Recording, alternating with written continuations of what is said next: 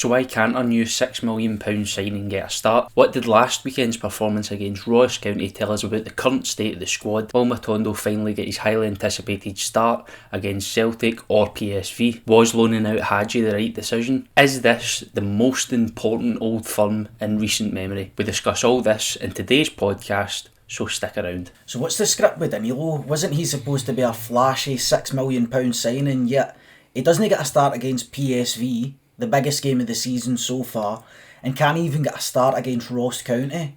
Is he unfit? Is he carrying a knock? Or is he simply no good enough at the moment? I can't see him carrying a knock this early on, to be honest, but I do think he's probably finding it tougher to come up to speed.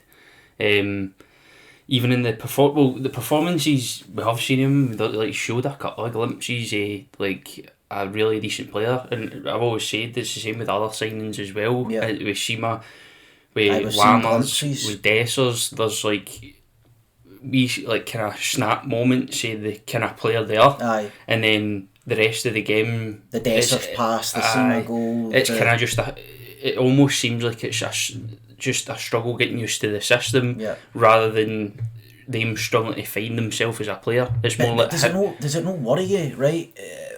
He's either no up to pace. Mm-hmm. He is carrying a knock. There's something going on, because to start Kmart Roof in front of your new £6 million signing, who you would think Ross County away from home, perfect game to give him some minutes. Aye. Yet he's on the bench. He starts on the bench against PSV in the biggest game of the season. Yep. These are very concerning signs. There's nothing been said about him carrying a knock, so I can only imagine, is he going to be another Ridvan Yilmaz? Yeah, I hope no. I certainly hope no. But don't get me wrong, the roof coming on, it was one of the ones you were annoyed at first until Roof come on and your Roof started, and then you're like that. Well, regardless of the reasons for Danilo starting or no starting, was you got to see Roof, a glimpse of Roof as the player he was when the player we signed him for. Easily, in my opinion, the best striker we've got at the club at the minute. Mm-hmm. Even looking during his game, his positioning in the box, he's got a fit behind on him. Aye. And they scrap, the goal he scored looks like he'd no right to score it, to be honest. Yeah. But he's got what Dessers is that willingness to take a chance. And that striker's instinct to just get something onto the ball and get it on target, then you never know what's going to happen. Aye. You know what I mean? Whereas we've seen it when Danilo's starting, or even the likes of Dessers, there's that lack of a gamble, that probably... It seems to me that they're focusing so much on this new style of play that they're forgetting that their instincts to go with their gut during the game.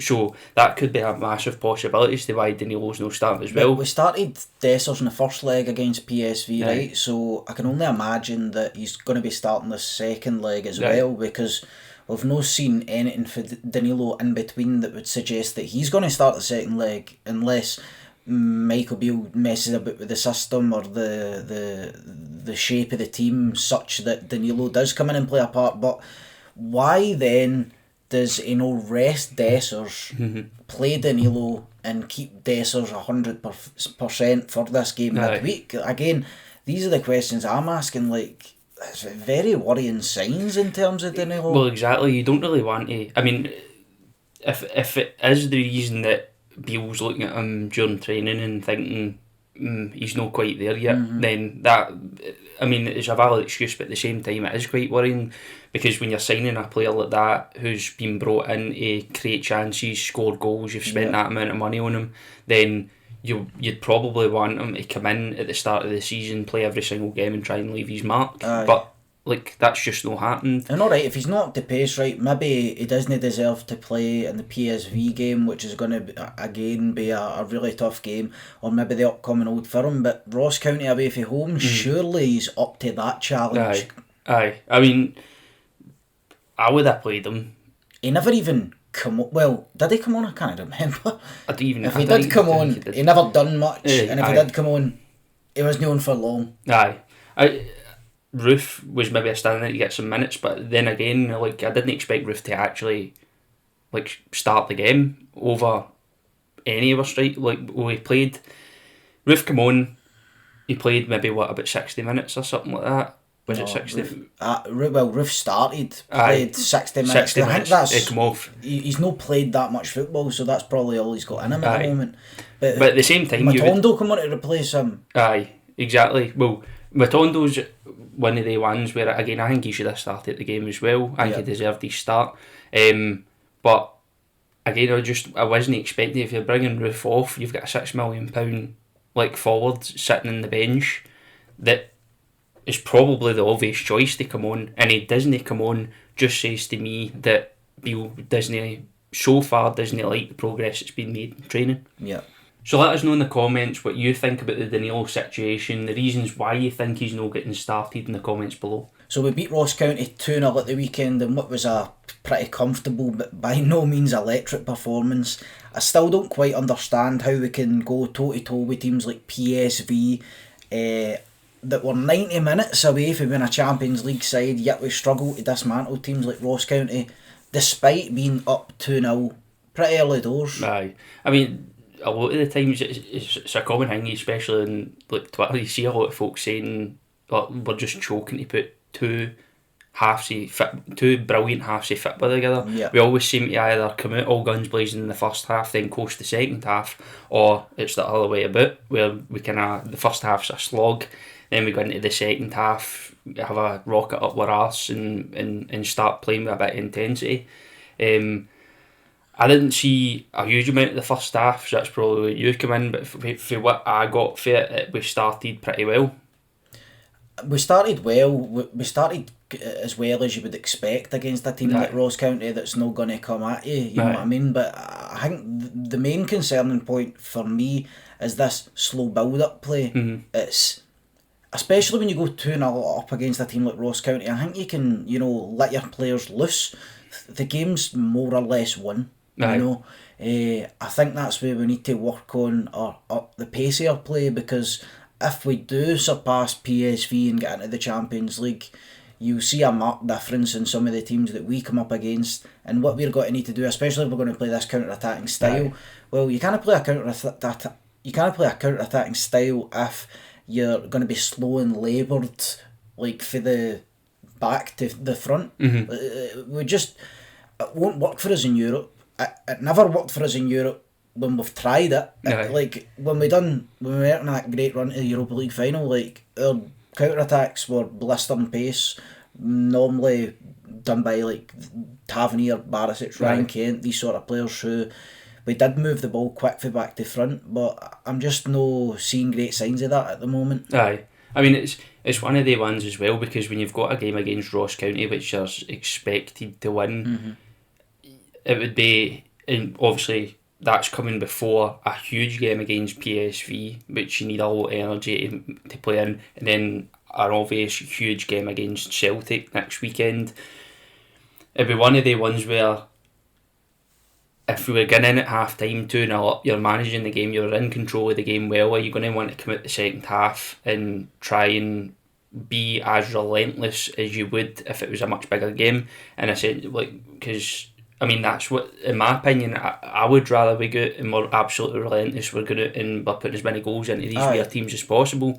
But it would make a wee bit of sense to take our foot off the gas and let players come on, get some minutes in their legs. For example, I agree with that completely, but the point of what I'm making is that we can still move the ball quickly, because we're not doing doggies off the ball. We're not chasing the game, so I don't think it requires any more energy just to move that ball, use the one-touch passing. Sometimes that's easier in the sense that you get it back to front quicker. I don't know, I just don't see enough of it at this point, and I know it's still early on in the season, but to me the build-up play could be quicker. And I think in Europe, especially, and in games like the Old Firm, we can't allow these teams to get back in. And even against the teams like Kilmarnock, Ross Counties, your Livingston, who are going to play this low block, we need to go for back to front quick to not allow them to get back into a position, which is so crucial for them defensively. And completely agree, because in the whole point, building up quick as well is if you've got a front three now that are kind of kind of disjointed, I wouldn't necessarily be allowing my team to kind of pass around the back and take their time. You want the ball up to the forward players as quick as possible, and time again, like sloppy play is probably our downfall in terms of turning over possession. There was quite a lot of that again, like needless giveaways of the ball and pretty bad areas of the pitch when you're playing against a certain team that are going to punish you. Now, Ross County had a couple of chances. There was one in particular, a header where their striker missed something that he probably should put away, but like again, going into this game against PSV, we can't afford to give away possession so easily, and again we spoke about it in the prior podcast, that when the ball goes into the strikers, your Dessers, your Roofs, your Lammers, it needs to stick. There needs to be that hold up so that the midfield players can get close at the strikers, the defence can push up the park. If it's just coming to them and they're being dispossessed, it's really going to kill us on that counter-attacking style. That's what made me think that sometimes when we do have that advantage, that the players are like more midfield and our defenders are thinking, right, well, let's just keep possession and manage the game, because we don't want to take risks putting it up to our front three when a lot of possession's getting lost far too easily. But in my opinion, that's you can't play that way if you want to be relentless, especially in the league. If you want to be relentless, you've got to be willing to constantly take the risk and expect, if at this stage of the season it's not quite working up top, expect that ball to come back. And I think as well, in previous games we've done that, but we're just missing that expectation that the ball's got to come back at pace, especially against PSV, where how many times did the ball come back and we've only got like Shooter, you had Goldson, you had Ryan Jack filling in. Because your fullbacks are so high up the park. Fullbacks are so high up the park. Like, there's got to be that balance between taking risks and expecting them to fail, because at the end of the day that's just football as well. But I'd hate to see us taking advantage and do what we've done in previous seasons where it's really hurt us, where especially in Europe, where you maybe get the advantage, 1 goal, 2 goal, and then you drop back and just expect constant pressure for the rest of the game. It's merely a mentality shift I think the players need, rather than a technical shift, because I do think they're all capable of playing like the sort of way that we're describing. But regardless of that, look, Ross County are nae mugs, right? Malcolm Mackay's, I watched them play against Celtic at Parkhead, and they actually looked really good. I mean, they done a high press against Celtic away from home. They looked pretty dangerous at times as well. So he's got them drilled well. Plus we were away from home. They're no mugs. We got the job done, which is a massive 3 points, leading us in to the Old Firm at the weekend, the game against Eindhoven midweek. So we're no, again, we kind of sound a bit more negative than maybe we actually feel, but I think it's key that we point out some of the areas in which we're lacking, because ultimately these 2 games coming up is where you're lacking is where you'll be punished.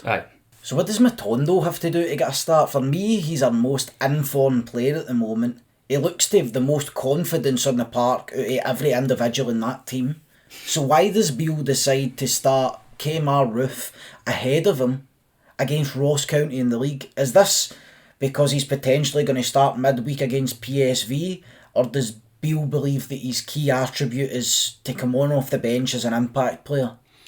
I mean, I can't see him wanting to have him as an impact sub. It doesn't make sense for you, especially I think Beale will want to start Matondo under the right conditions, and to be honest, I think against PSV in the second leg is the perfect conditions. Absolutely. especially if you want to go out and quieten the crowd right off the bat, because he's the only player we've got that does the things that Kent done previously in the past, where he get the ball at his feet and his first instincts to turn forward and drive it. So direct, it's unbelievable. If you're a defender up against Matondo, you're shitting in the bed for the whole night. You know what I mean? You don't want to give him any space. I would arguably say he's quicker than Kent and Fashion Sakala, and he's I say as if we could put Ryan Kent's technical ability into Fashion Scala's body, would have had a cracking player. With I think Matondo. Matondo looks like that now. Aye. Like, technically, he does look very good with the ball at his feet, and he's so quick. The biggest thing that I like about him is the new, with a front line that's lacking in confidence with working into a new system. He's the one player that comes on and he screamed confidence. Again, the confidence to drive at players and the confidence to take on like shots that nobody else in the park would have took it at this stage. So, I mean, that volley that was inches.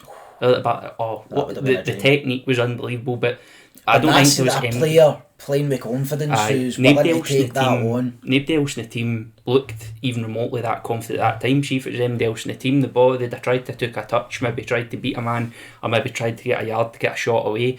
Nobody's going to try and take that in the first touch with a volley. And if you see a player on the park where, regardless of if you're struggling in a game, is going to take on a shot like that, then he needs to be involved more in the team. Because I must say, right, as surprising as it was to lose 1-0 against Kilmarnock in the first game of the season, I'm even more surprised that we're 4 or 5 games in and we're going like that. Can we please start Rabbi Matondo, who's no kicked a ball in however long he's been here, you know? But it's... Well, the thing is, I'm glad he's come in, because I'm glad he's eventually came to form, because he's on 28 grand a week.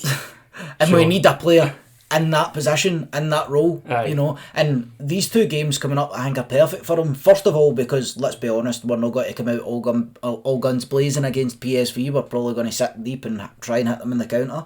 Try and, again, do what we done last year and nick a 1-goal He's win. the one player that can let us do that, because if you're going to hit somebody in the counter and you're outballs Rabbi Matondo, at least if he beats a player, get past a player, does what he does, anything to buy us time to get the rest of the team up the park's key, absolutely key. But we're also talking about this struggle we're having gone from back to front quick enough. Well, he's the answer to that question. You know? Just with because as I said before, like, his first touch has always been forward in the game. Like, in the past few games where he's come on, his first touch has always been forward, and we can't play the now, like, Sima, Dessers, Danilo have struggled, because when the balls went up the park, they've struggled with that hold-up play, they've struggled with keeping control of the ball. They end up maybe taking a touch into a dangerous area, and the next thing you've got 2 defenders on the same play at one time, even bad touches, like, all that stuff will come for them. But with Matondo, he's come into the side and he's showed himself to be everything we want the other, like, attackers, and I'm sure they will eventually, like...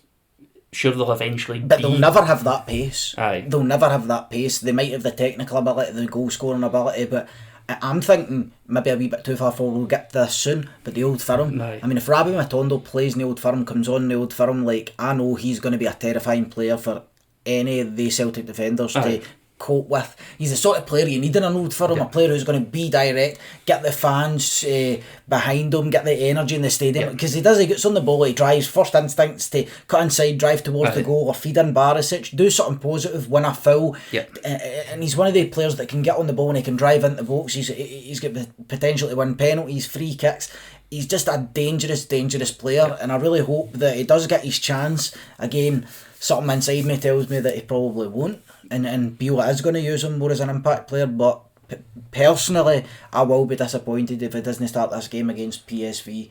I think this is going to be the perfect game for him. We're going to be doing a lot of defending, and we're going to need some quick get up the park quickly. He looks like he can hold the ball. He's playing with confidence. I think we take a chance on him. Definitely. So Yanis Hadji's left the club, albeit on a loan basis, but the situation with him just doesn't look great at the moment.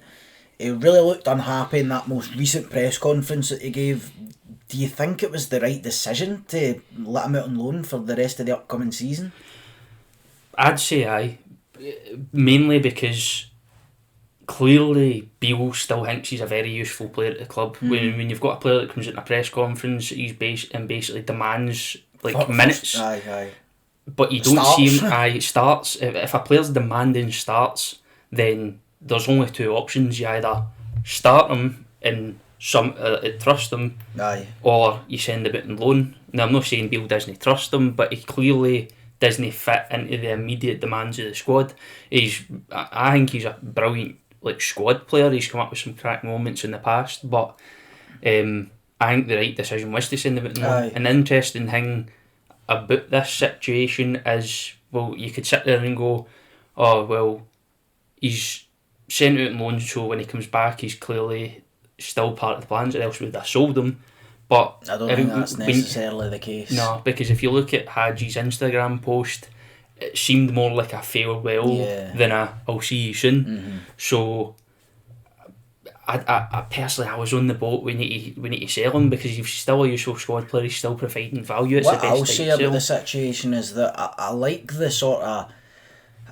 the attitude of, I want to start games. I know my ability. I want to be part of this squad. I want to win trophies. What I didn't like is the public showing of that, and the fact that he sort of, I would say that he almost disrespected the team, the manager, the players that are starting in front of him. Because I truly think if he deserved a start and was the best player in whatever position he would be playing, then he would be starting. Aye.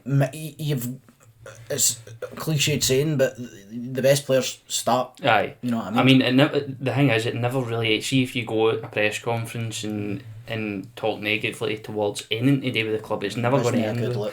Which is why if the one starts, you need to leave the manager in training with absolutely no other option but to play you. Because Beale's know the kind of person that's going to sit there and go, oh well, I like him, or we bought him, so he's the starter there. Look at Matondo. He's kind of on the fringe of just getting the starts. We've had him for over a year. Remember as well, right? He's just back off a bad injury, and he's competing with the likes of Todd Cantwell, Raskin, Cifuentes, players who are at their peak of fitness, two of our best players in the team, and Cantwell and Raskin. Cifuentes has looked good. We've just bought a whole new front three. I think it was a bit too, and I understand where Haji's coming from. If you've ever played, it sucks. It's shit to sit on the sidelines and watch your team. He's probably used to being a first team player all his days until he had that big injury. That's affected him mentally, and I understand. So personally, I think it is the right decision to send him out on loan. Absolutely. I hope he goes over there, does well, gets the game time, and comes back fitter and better than he's ever been, to be honest. And I would like to see him continue his career at Rangers, because I know that there's absolutely a player in there. But to me, I was surprised with a lot of the fans' reactions. I'm sure it was he came on against Morton for the last maybe 20 minutes, and he looked alright. He looked like Haji before he was injured. But there was Morton. You know, and no disrespect to Morton, but to come on and look alright against Morton, I don't think was that much to rant and rave about. But for me, what I seen a lot of the fan base going had played amazing, changed the game, this, that, and I'm like, he done alright, it looked good. But does that mean he can start against PSV? Can he start in the Old Firm? To me, he actually looked a bit... He didn't look 100% fit, which is clearly going to be the case when you've not played that much first team football in the last year and a half or however long he's been out. But I do hope to see him back in a Rangers jersey at some point. I hope he goes over there. He needs the match time. Hopefully that team can give him match time, and it'll be interesting to keep an eye on the is it Alaves and at the end La Liga. So it'll be interesting to keep an eye out and see how he gets on for the rest of the season. The first Old Firm of the year is fast approaching. Rangers will be coming off a crucial tie against PSV a few days before.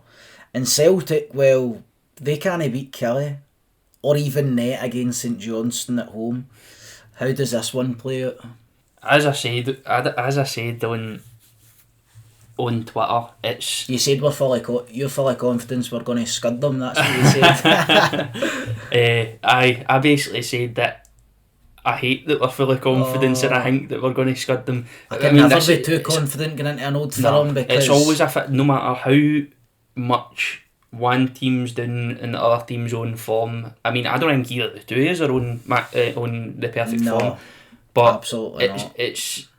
It's probably our best chance. This week's probably our best chance to make a massive statement, and it's the best chance that Bill's got and the team's got to say to any fans, any Rangers fans that are kind of doubting them, right?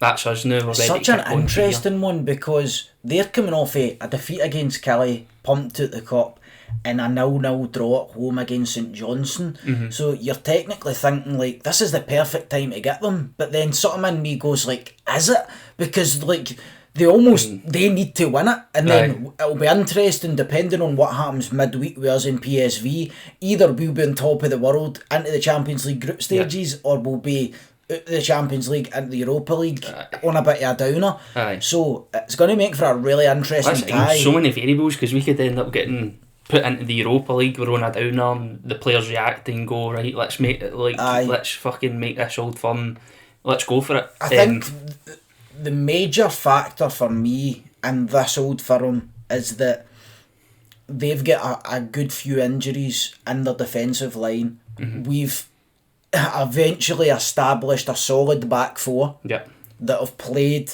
almost every game together this season, which I think is crucial.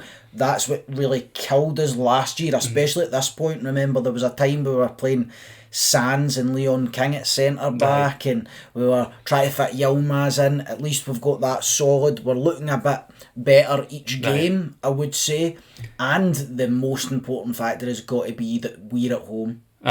100%, and I've always said, like, name me a single Old Firm that wasn't won or lost in the midfield. Like the midfield, especially during any game, but especially during an Old Firm, the midfield, a performance at the midfield is one of the most important factors about the outcome of a game. I think. And I think Beale won that chess match at the end of last year in terms of nullifying Callum McGregor out of the game, because everything in that Celtic team last year, and I don't know if it's still the same this year, but everything flowed through him. He was the absolute playmaker, getting the ball off the defence, and he was great at it at times. But Beale recognised that, stuck Raskin on him just to man mark him, or just pressed in a certain way that there was always a player tight to Callum McGregor. And nullified him at the last two games of the season, I would say. The last two Old Firms, I think. Definitely, and I think that there's no other midfield three, I would say, that could start the game other than Raskin, Cantwell, Cifuentes. Now, it all depends, because we might play two up top, push Cantwell back up to be that kind of playmaker behind the two strikers. Bring in Ryan Jack. I think that's also another solid option, because Ryan Jack, guarantee the first five. So we're Butland, Tav, Goldson, Suter, Barisic. Boom, that's nailed. For there on, I mean, I think Cantwell, Raskin got to start. But again, you're talking about this PSV game midweek. Does it go 90 minutes? Does it go 120 minutes? Who gets injured? What happens? There's going to be so many variables. Does Matondo start? Does he start? Does he come on as an impact player? Is he needed in the PSV game because it goes to extra time and the personally, game opens up if it was from? me, if Beale was to bring Matondo on as an impact sub against PSV, there'd be a big part of me, even though I want him to start, but there'd be a big part of me that would think there's a bit of sense in that, because if you're wanting Matondo to start against Celtic, where I think he will be most dangerous, then why risk him with 90 minutes of football during the week, or even more than that? Because I think, I mean, he's a good, with the games that risk, for example PSV, with the games that risk the extended games of football, then you're wanting the likes of Matondo in there, who's fresh, who's rapid, to come into the side. But at the same time, if Matondo was starting, you don't want to lose momentum by subbing him off. So personally, if I was manager, there'd be a good chance I wouldn't start Matondo against PSV. I would leave it to later on in the game when there's judge whether there's a risk that the game could go to extra time, and then I'd 100% be starting against Celtic. I think that's the strategy I would employ as well. But it's a tough one. It's a tough one, because really then again earlier in the podcast we were saying, why is he not starting? They should be starting the rest of the games. But I really like the angle you're coming from. It's like, can we hold that PSV team off for 70 minutes and then there's a potential extra time and then bring Matondo on where he can really punish them? Or do we really just go out, try and be rock solid but kill the game on the counter-attack and maybe score a goal or two in the counter-attack? Look, I would rather have that problem than the problem of, oh no, we're stuck with only Sakala or we're stuck with only a Ryan Kent who doesn't perform. You know, I'm glad that we've got these headaches. In terms of the Old Firm as well, so I think, like you said, the midfield battle is always key, and I think it'll be the same in this upcoming Old Firm. But what I think is going to be interesting as well is I'm really confident in both Goldson and Suter. They've both looked really good. But what I would say is I think they play better defensively against teams that are maybe going to go a bit like what we do, use their full-backs, cross balls into the box. They're there. I wonder and worry a bit, are they ready to match that Kyogo's movement? That's going to be crucial. They're going to need to really get that, because you know if he gets space in and around the box, he's clinical. So I wonder how they're going to cope. I want to see them cope with it. I want to see them do well. I want to see them mark him out the game, hit him hard. They're fucking twice the size of him. But that doesn't matter in terms of, he's probably got the movement and the agility on them, but I really want to see them be structured, know what they're doing, no leaving them spare. I don't want to see Barisic sleeping or Tav sleeping. I really want to see, most of all and first of all, a solid defensive performance. And then I think if we do that, we can absolutely punish them up top. Absolutely. So if you're enjoying the podcast, then, or agree or disagree with anything we talked about, then drop a like, leave a comment about your opinion in the description below. Or also, if you want to leave your opinion over on the Blue Sea X Twitter account, you can go over to that link in the description. We've got the TikTok as well, at bluesea.podcast, and we'll see you next time.